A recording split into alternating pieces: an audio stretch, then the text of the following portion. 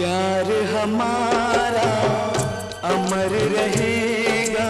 মিঠুন চক্রবর্তী একজন ভারতীয় অভিনেতা, প্রযোজক তথা রাজনীতিবিদ, যিনি প্রধানত হিন্দি এবং বাংলা ভাষার চলচ্চিত্রে কাজ করেছেন। তিনি রাজ্যসভার প্রাক্তন সংসদ সদস্য। এই অভিনেতার ঝুলিতে রয়েছে 3টি জাতীয় চলচ্চিত্র পুরস্কার তার শ্রেষ্ঠ অভিনয়ের জন্য। আর 2024-এ তিনি পেলেন ভারত সরকার কর্তৃক পদ্মভূষণ। আর ওই একই বছরে তিনি পেয়েছিলেন চলচ্চিত্রের সর্বোচ্চ সম্মান দাদা সাহেব ফালকে অ্যাওয়ার্ড। আজকের ভিডিওতে তুলে ধরছি মিঠুন চক্রবর্তী অভিনীত একটি বাংলা সিনেমার গান, যা তিনি নিজ কণ্ঠে রেকর্ড করে আমাদেরকে অবাক করে দিয়েছেন। সেই সাথে জানবো মিঠুনদার সিনেমা ক্যারিয়ারের কিছু অজানা তথ্য। তাই চ্যানেলটি সাবস্ক্রাইব করে সঙ্গে থাকুন শেষ পর্যন্ত।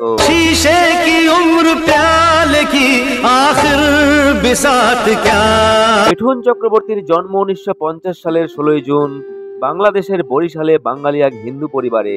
তার আসল নাম ছিল গৌরাঙ্গ চক্রবর্তী। 1976 সালে পরিচালক মৃণাল সেনের মৃগয়া ছবিতে অভিনয়ের মাধ্যমে তার চলচ্চিত্রে আত্মপ্রকাশ ঘটে, যার জন্য শ্রেষ্ঠ অভিনেতার খেতাব জাতীয় চলচ্চিত্র পুরস্কার জিতেছিলেন তিনি প্রথমবার। 1982 সালে ডিস্কো ড্যান্সার ছবিতে জিমির ভূমিকায় অভিনয় করেছিলেন মিঠুন চক্রবর্তী, যা ভারত এবং সোভিয়েত ইউনিয়নের বক্স অফিসে একটা বড় সাফল্য ছিল। মিঠুন চক্রবর্তীর অভিনয় গুণে সমৃদ্ধ এই ছবিটি তৎকালীন সময়ে 100 কোটি টাকারও বেশি টাকা উপার্জন করেছিল। আর এই ডিস্কো ড্যান্সার ছবি দিয়েই গোটা বলিউডকে তাক লাগিয়ে দিয়েছিলেন মিঠুন চক্রবর্তী। আর তাকে পেছনে ফিরে তাকাতে হয়নি। একে একে প্যার ঝুকতা নেহি, অগ্নিপথ, প্যার কা মন্দির, ওয়াক্ত কি আওয়াজ, প্রেম প্রতিজ্ঞা, মুজরিম, জল্লাদ প্রভৃতি ছবিতে অভিনয়ের জন্য তিনি জনপ্রিয়তার শীর্ষে পৌঁছান।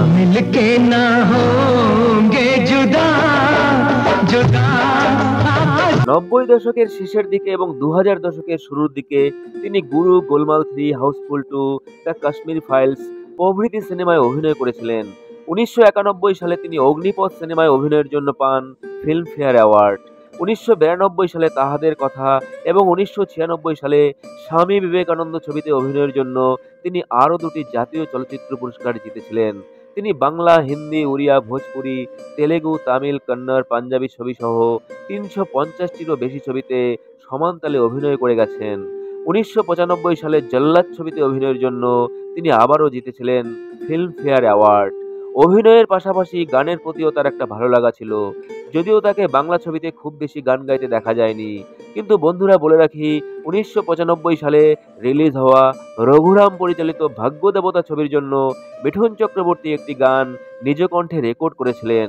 মিঠুন চক্রবর্তী ছাড়াও এই ছবিতে অভিনয় করেছিলেন ঋতুপর্ণা সেনগুপ্ত, মমতা কুলকার্নি, সৌমিত্র চট্টোপাধ্যায় প্রমুখ অভিনেতা অভিনেত্রীরা। আর এই ছবিতেই নিজ কণ্ঠে একটি গান রেকর্ড করেন মিঠুন চক্রবর্তী। চলুন বন্ধুরা, প্রথমেই শুনিনি মিঠুন চক্রবর্তীর কণ্ঠের সেই দুর্লভ বাংলা গানটির কিছু অংশ।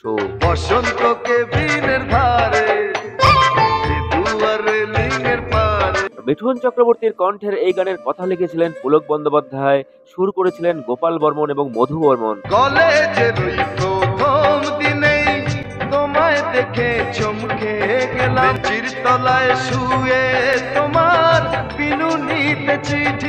বড় আবেগ দিয়ে এই গানটি রেকর্ড করেছিলেন মিঠুন চক্রবর্তী।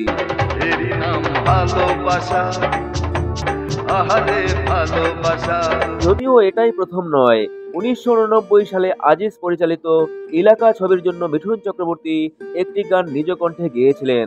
আর এই ছবির সঙ্গীত পরিচালক ছিলেন নাদিম শ্রাবণ। মিঠুন চক্রবর্তী ছাড়াও এই ছবিতে অভিনয় করেছিলেন সঞ্জয় দত্ত, রাখি, মাধুরী দীক্ষিত, অমৃতা সিং প্রমুখ অভিনেতা অভিনেত্রীরা। আর এই ছবিতেও নিজ কণ্ঠে একটি গান রেকর্ড করেছিলেন মিঠুন চক্রবর্তী। আর গানটি ছিল কল সে ছোড় দুঙ্গা मैं शराब।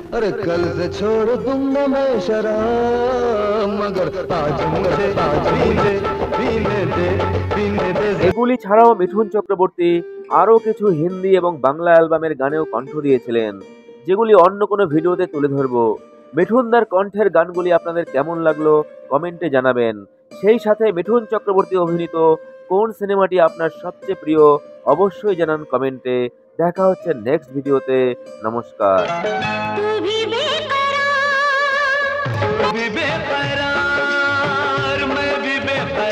याद करेगा जहां